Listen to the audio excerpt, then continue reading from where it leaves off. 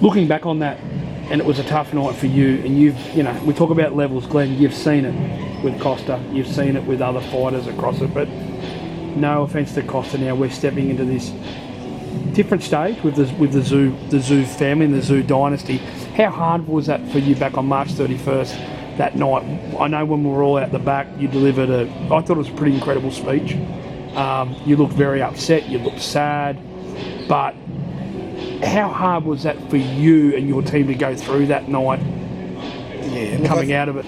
I think it's inevitable at some stage that when you have someone like Tim that you've been with from the get-go and... Little boy. Look, I mean, even when you just in boxing terms, to experience all the highs, the low has to come at some stage. You're very rare to go through a boxing career without a low. And I think you just have to be prepared for it, and no one was prepared. No one's ever prepared for a loss. But when it happens, you've got to be big enough to take that and turn that into something that's meaningful, and just talk to your team and talk to your fighter and just let them know that regardless of the outcome, you're still a champion in our eyes, and time will heal that, and we'll go and we'll be better for that. And that's all I had to say in a nutshell. And it's, as I said, it's never easy. It was never easy when Costa lost to Vince Phillips. It was never easy when he lost to Ricky Hatton. But they're realities of a brutal sport. So I think just having been there and done that and having that maturity gives you an insight that you can help out with the younger fighters should they take a loss, is let them know that there's a reason you have a good team around you, good and bad. And the team's there to keep you safe and put their arms around you and give you a hug and say, hey, we'll be better for this. And how was it for you personally though? Because, hard? Yeah, personally it's I won't say hard, mate. It's more for me like that's when your managers step up. The emotional part of management steps up under duress and under when you've got to make decisions and you've got to deal with problems that nobody else wants to deal with. And that's for me always done quietly in the background with minimum fuss, because you don't want your fighter distracted. Post-fight, when your fighter's sitting there and feeling like his world's collapsed, it's then my job, more importantly than pre-fight, to get him to a point where, okay, yes, we had a loss, but it's not the end of the world. No. We will be better for this, mate. And everyone in this room cares about you, and everybody in this room is here for the best intentions. So let's take everything we can as a positive from this and move forward. And I think that just comes with a lifetime for me of just being in business, self-made, trying to bring the positives out of negatives. Do you feel this week like it's not so much a point to prove, because you proved that warrior point and the way you guys handle it and you move forward, but this Saturday night will be extra special, and then just like you guys do, you hit the ground running, and all of a sudden, what's next? Yeah, I think it's the beginning of a new chapter for Tim. I think we're going into I agree. An elite level of fights now, where Tim's really going to have to be at his absolute best every single time he fights. There's very little room for error at this level, and that's Tim's happy place. He wants the challenges, mate. I think he said it a couple of times now. He says, I ask him often about belts and stuff, and he says, not so much the belts, Glenn. He said, I just want to fight the badasses, the toughest, the hardest guys, so that when I'm said and done, people will look back and say, that Tim Tszyu was a warrior. Oh, yeah. Not necessarily, that Tim Tszyu had every belt. I mean, the belts are lovely, don't get me wrong. They bring recognition and they bring leverage, but that's from management and that's from building a product.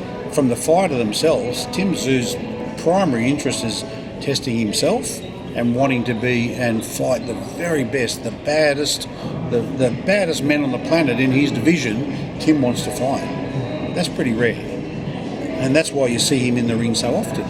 Not once a year or once every 2 years. That's not him. That'll never be him. I can tell you categorically, at the end of every fight, I say to Tim, go and take 2 weeks off, mate, lay on the beach, relax, chill. It takes 6 days. Sometimes 3, and he's on the phone to me saying, mate, I'm bored shitless. I'm in the gym running, I'm shadow sparring. I'm saying, mate, can't you just turn off? He said, no. He said, what have you got? Let's talk. I said, mate, how about we talk next week? At least give yourself a week. say, oh, all right, and then 2 days later, mate, let's talk. And that's just him. He's just switched on. He wants to fight. He loves the art of fighting, and he loves the preparation. He loves the discipline, and that's his world. It's a very small world, and he's very happy in it. He said the other day to another media outlet that he knows that boxing, you know, I mean, it's not a long career. No, some careers can actually end in the ring. It's catastrophic, and rest in peace to all the fighters that have lost their lives in the ring. But don't you think with Tim coming in on that angle that he sees that he has to be extremely professional every single day, every single week and month and year to get through this, and then, you know, whether he goes through to 35, 36, 37, that's the mindset he has to have? It's imperative, and I've only ever seen it once before in my life. With Costa.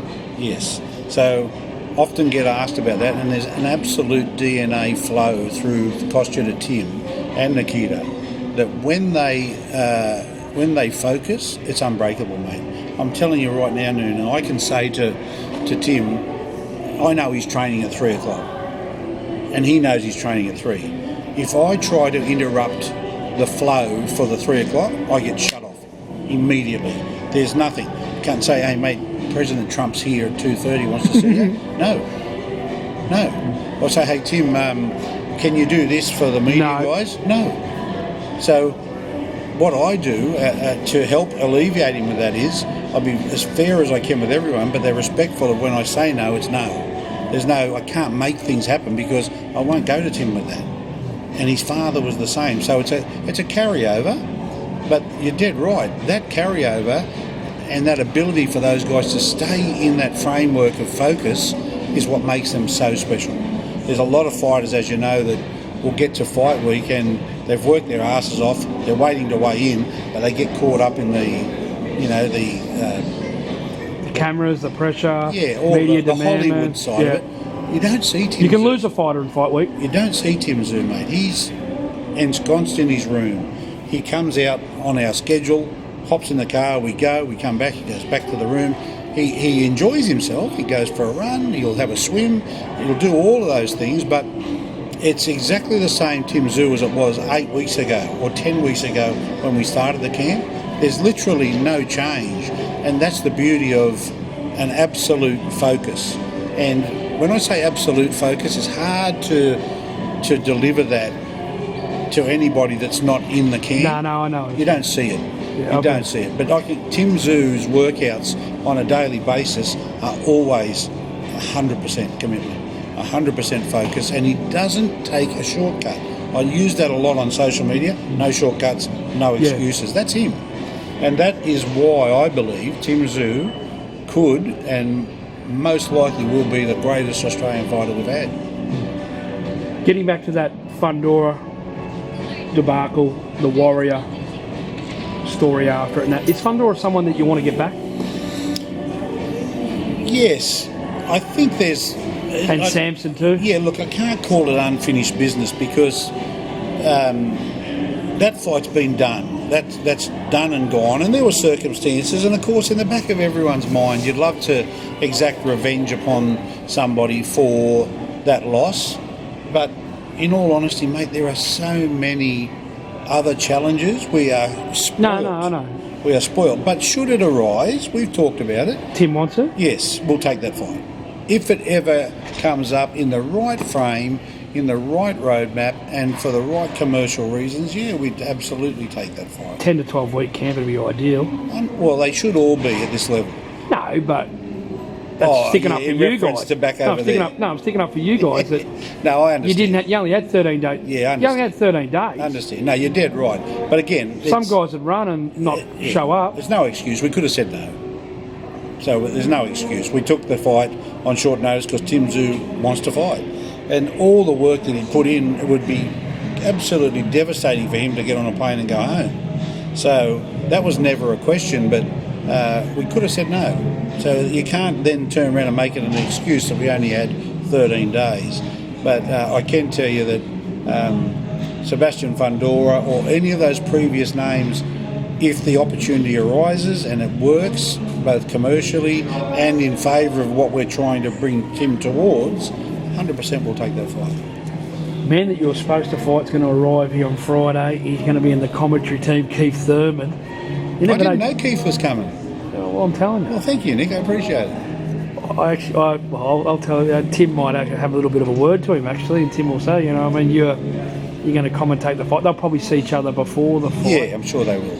Do you think he's retired, or what is he going to do, Keith? Or what have you heard, or not a thing, Louis, mate. or not a thing since the injury, which I understand was a bicep tear, and it was bad. Yeah, they're not easy to get over, mate. That's for me. I've seen plenty of those. That's a minimum, at best, 6 months for a young guy who's got plenty of. Keith's on the other end of it, so you could probably add another 6 months onto that before he's back in the ring, ready to rock and roll. Is he ever going to be at that age ready for Tim Tszyu? I don't think so. And to be honest, it's still a big name, and he still carries a lot of clout and a lot of credit. And yeah, well, let's throw him into the list. Why not? If Keith Thurman's available and an opportunity arises, yeah, we'll fight Keith Thurman. Because that was building too. Yeah. And that had a bit of, you know, what you going to do and Tim Tszyu. And he's a terrific guy. He is, He's done a lot for boxing. He's not far from you, Glenn. Clearwater. Yeah. He's not far. Yeah. There's no bad blood. We understand he had an injury. It happens to all of us. Happens to every team. And you've got to be fair and equitable in that. But Keith Thurman's a great salesman for boxing, and whoever he fights will benefit from that. So, yeah, look, given the opportunity for that to come up somewhere down the line and it fits our schedule, and Tim has an opportunity to take it, I'm telling you right now, mate, there's no one we're going to say no to. It only comes down to being able to manage the availability, to be able to manage the commercial side of it, and to make it so that whatever we do, we're going forward, not sideways or backwards.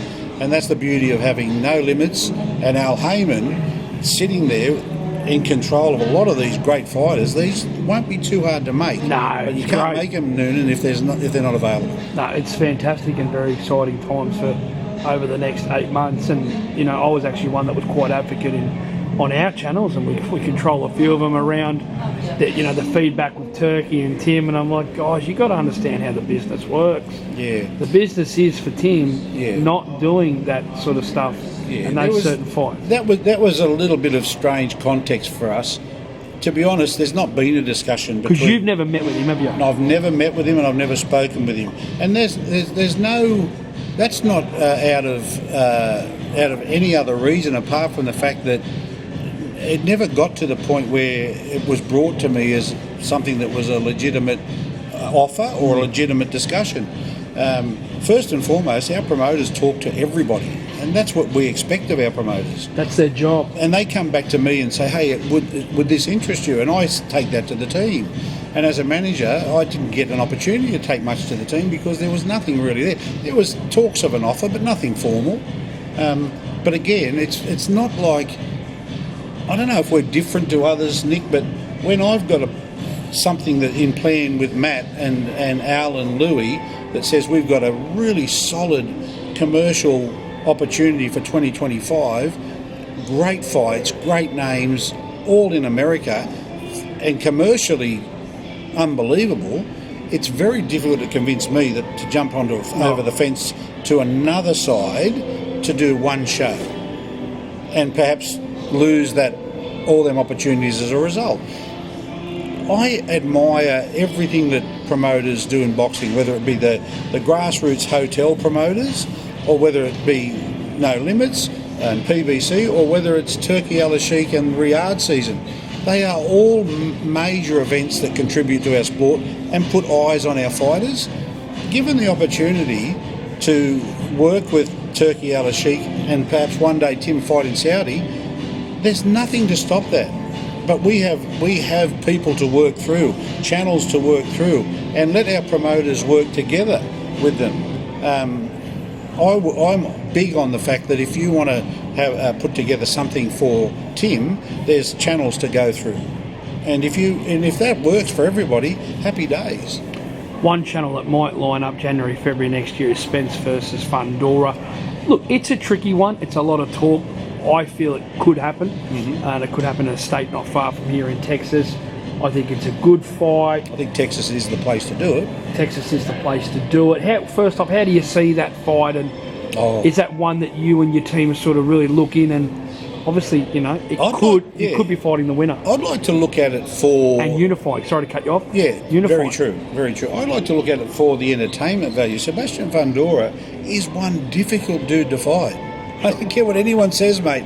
And Tim will tell you that. He is bloody awkward, yet Tim had the better of him in those first 2 rounds prior to the cut. And that came about because Tim was on song. I know my thoughts on what would have happened had we not got that cut, but that's pie in the sky now. For Errol Spence, coming off the back of that Crawford loss, to come into the ring against someone as difficult as Sebastian Fundora, I don't think Errol Spence would be ready for that. I'd prefer to see Errol take a really good, high-quality fight and get his mojo back, because he lost that in the Crawford fight. That's not the Errol Spence we were used to seeing. And he was outclassed in every area. Sebastian Fundora brings something totally different and totally unique, where you've literally got to try to get in under an awning of arms and elbows and length to even get to him. And that's not easy unless you've got absolute brilliant footwork and brilliant timing. And I'm not sure, based on Errol's last performance, whether or not Fundora is going to be the right choice for him. So I'm not picking a winner. I just think it's an interesting fight and I'd love to watch it. Yeah. And we'll take the winner, 100%. Whoever wins that fight, more than happy to go and grab that belt as part of our unification. But when and how, go back to it again, that's yet to be seen. Not trying to sound like too much of a PBC platform here, but Tank's fighting Lamont Roach. It's coming up. It's a big fight. Yep. Tim Tszyu, one of Tim Tszyu's favourite fighters is Tank. Yep. Obviously, Tank had the big win earlier in the year against Frank Martin. Obviously, Ryan Garcia last year. Some people say he's the face of boxing. Some say Canelo. Well, Canelo's rebel as well. How do you see that fight against Lamont Roach and the star power that Tank has over here? And your sort of team, I wouldn't say, I'm not going to use the word look up, but there's a bit of respect there from Tim towards Tank. 100%. I don't see anyone beating Tank, not for a little while, no. He's just one of those young bucks that can just turn it on. He's got the power, he's got the patience. He's a bit of an enigma to have all that rolled into that package, and being such a little fella, and he fights mostly guys that are bigger than him, but he takes care of them like it doesn't matter. So comparatively, Tim fights a lot of tall guys as well. So I just think Lamont Roach is he's a great a bit fighter. smaller about this one. Yeah, a bit smaller. But that's okay. Another great fight entertainment-wise, but Tank Davis is special, man. He's got some punch power, mate. He hurts him. As you've seen, he's done lots of damage. And I know Tim really likes Tank Davis, and I'm just a casual fan of all the other fighters, but I enjoy watching him, no doubt. I love watching Ryan Garcia too. Really? Because he always brings something unique, and forget all the controversy, win, lose or draw, Ryan Garcia is an interesting character to follow. Brings a lot of eyeballs. A lot of eyeballs, but he's a very talented fighter too. Your thoughts on that, just quickly, and how that sort of, we go back to April and how it played out. Obviously, it was a significant loss to Devin Haney. We then find out that Ryan was on PEDs. Mm-hmm.